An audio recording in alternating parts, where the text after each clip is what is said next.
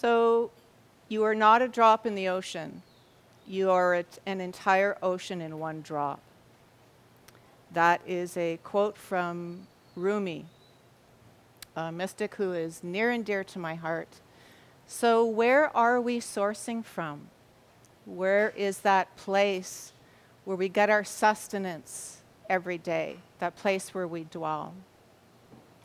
And in this Western society, sometimes it's cement and skyscrapers, that place where our root chakra doesn't have a chance and an opportunity to expand and to be free and to open up and to just be itself. Are we sourcing from distractions? Our computers, food, sometimes reading, TV can be a distraction. Are we sourcing from that place? Or is it a place in our lives where it's imbalance? Stress. Are we sourcing from stress? Are we sourcing from that place of our adrenals where it's just, I gotta get up and do this next thing? Or are we sourcing from that place that's clear and clean and heart-centered and it's just in flow and it's in deep, deep beauty? There are so many beautiful ways to raise our vibration. So many beautiful ways. In the physical, we can do yoga, we can do exercise. For the mental and the psychological, we can go and release our burdens with someone who's very gifted at shifting our perspectives. At the level of soul, there are just so many modalities that we can go and get work done, energetic work done. And at the level of spirit, a lot of energy medicine practitioners that we can go to really shift our vibration and help us to source from a more pure place, from a purer place. The two things I'm going to talk about today are really beautiful ways to raise your vibration and to source from a place that's really powerful and really clean and really pure. And the first one are the rites of Munay. Munay is a Quechua word in Peru for love. It's kind of that soul love, that spirit love. And ki is energy, so it's love energy. And the Four Winds Society are the keepers of the Munay rites. Beautiful doctor and anthropologist went down to Peru, and he was really embraced by the shamans there. He was really loved by the shamans there. And he started receiving these energies in various places that he went. He would go to the valley and receive some beautiful energies from the shamans there. He would go to the mountains. He would go to the jungle. And each place he went, he was receiving these beautiful energies. And one day he approached his teacher and he said, why is this not out in the world? And his teacher dreamt on it that night, and he came back to this beautiful anthropologist and he said, it's time. It's time for these energies to be in the world. So we now have ancient rites of initiation that have been cloistered and secret for millennia at our fingertips. So I'm going to go through the rites. There are 9 rites, and there are various individuals. There's hundreds now in both Canada and the US that have the capability to gift these rites. And the beautiful thing about being gifted these rites is you're actually taught how to gift them yourself. So you can receive them, but you can also gift them. So the first rite are the bands of protection, where you're gifted 5, literally 5 energetic bands, so that you can walk out into the world and feel more energetically protected. You can walk into a room where there's been an intense argument and maybe not feel so impacted by it. So these energies are said before the bands. The energies would just maybe come right into your body, and you'd feel weak, you'd feel tired, you'd feel maybe a little bit distressed in this area here. With the bands, they come into the bands and they either bounce off and go into Mother Earth, or they come in and they're actually eaten as food by these bands.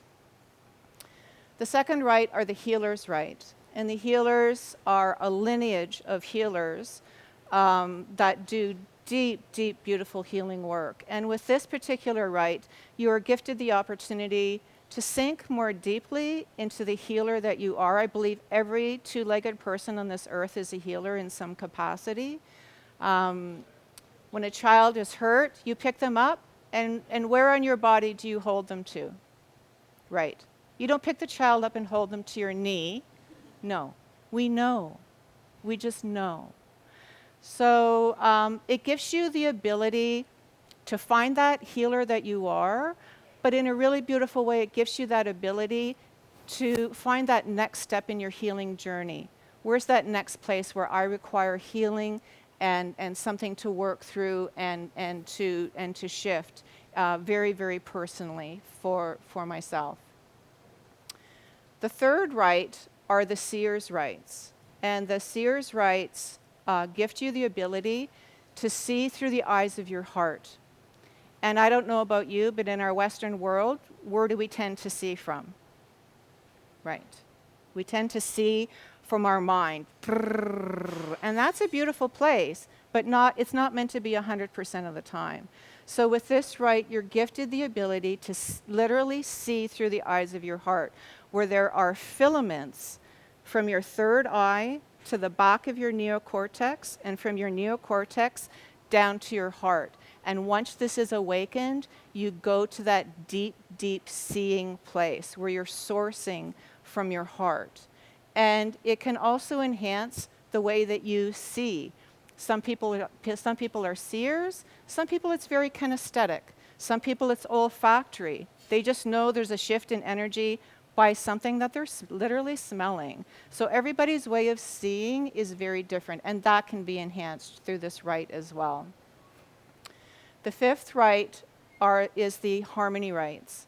And the harmony rites literally gives you an archetype into each one of your chakras.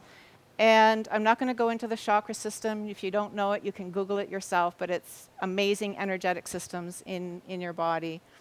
And I'll run through the archetypes, and it really gives you this capability to work in a really deep and beautiful way with each one of your chakras. And the thing that I realized after receiving the harmony rites is 100% of the time, when I was in conflict about something, it was a conflict between one of my two chakras. And when I knew that, I could work with that. And when I could work with it, I could shift it and bring peace and harmony to it again. So the root chakra in this particular lineage is serpent. You're gifted the archetype of serpent. The second chakra, you're gifted the archetype of jaguar. The third chakra, you're gifted the archetype of hummingbird. The fourth chakra, you're gifted the archetype of eagle or condor. The fifth chakra, you're gifted the lord and the keeper of the underworld. And that's a whole other 3-hour teaching, the underworld. It's a beautiful place. It's not the scary place everybody imagines. The sixth chakra is the keeper of this world, Quetzalcoatl. And the seventh chakra is the keeper of the upper world, Pachacuti. So you're literally gifted an archetype into each one of your chakras. Beautiful, beautiful thing. So those first 4 rites are considered the foundation rites.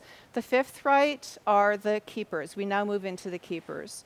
So the fifth rite is the daykeeper, and the daykeeper is the keeper of the divine feminine.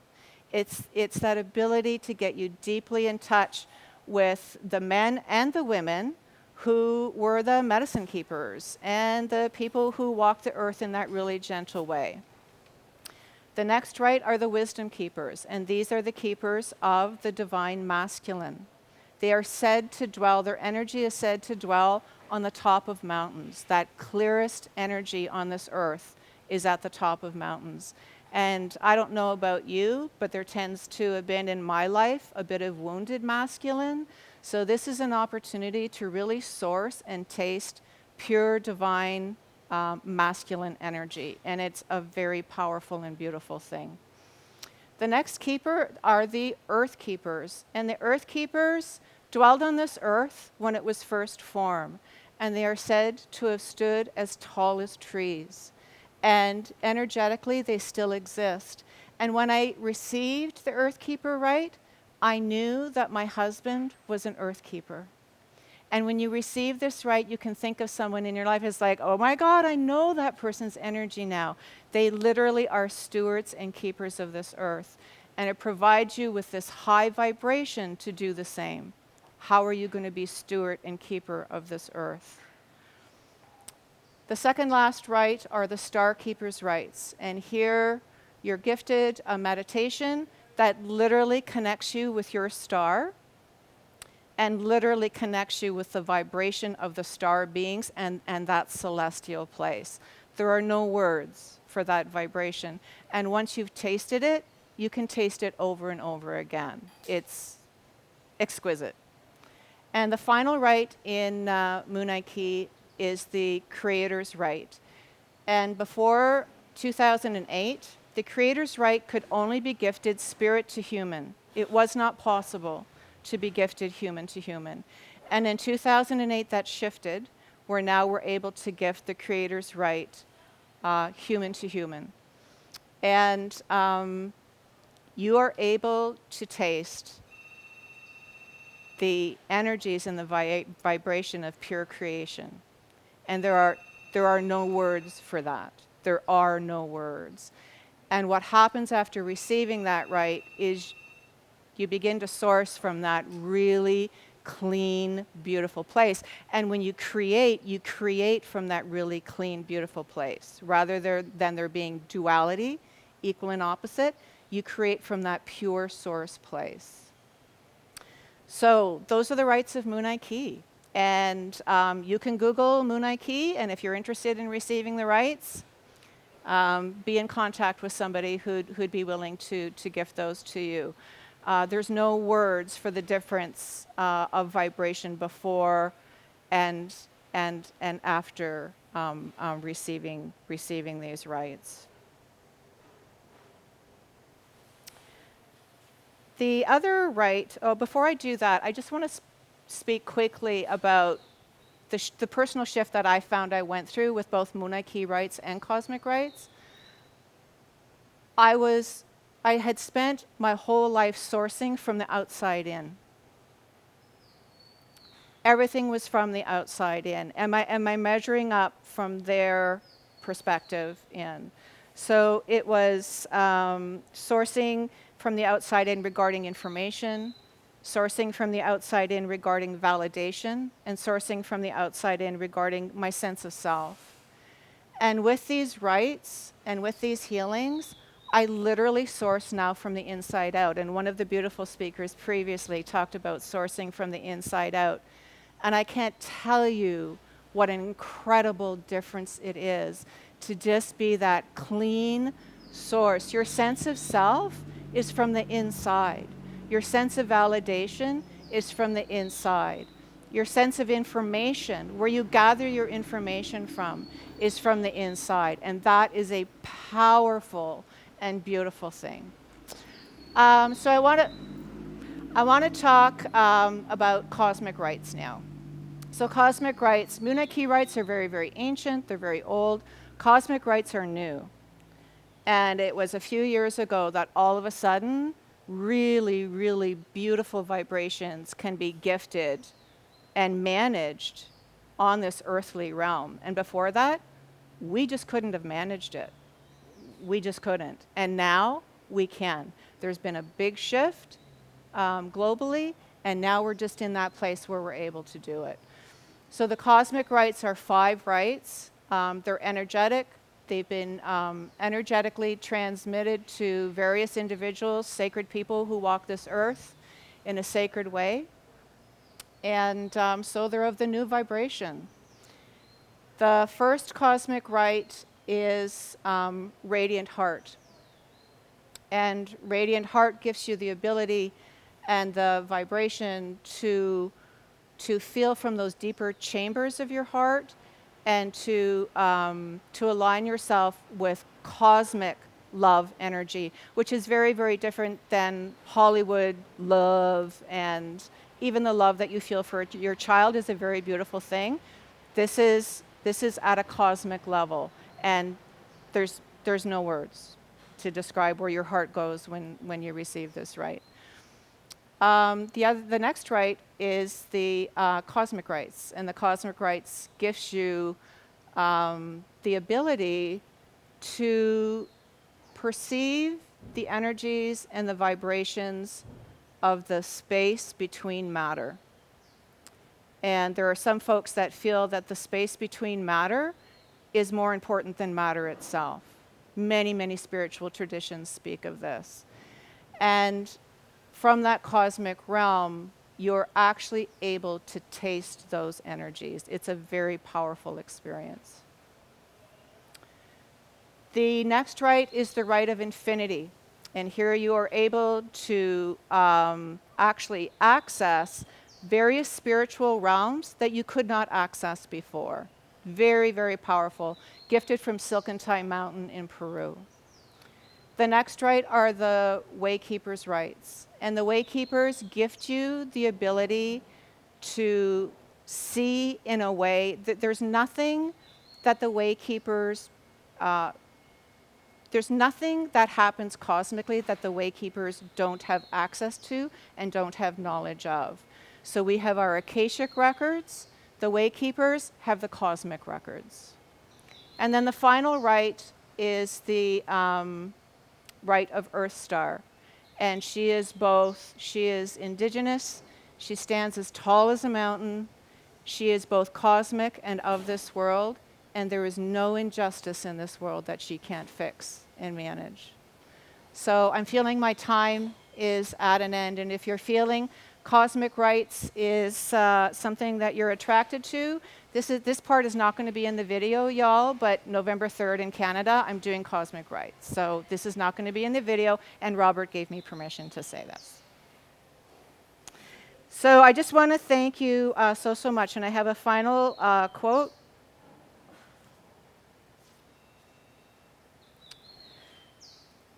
There is a candle in your heart, ready to be kindled. There is a void in your soul, ready to be filled. You feel it, don't you? And that's from Rumi. Thank you.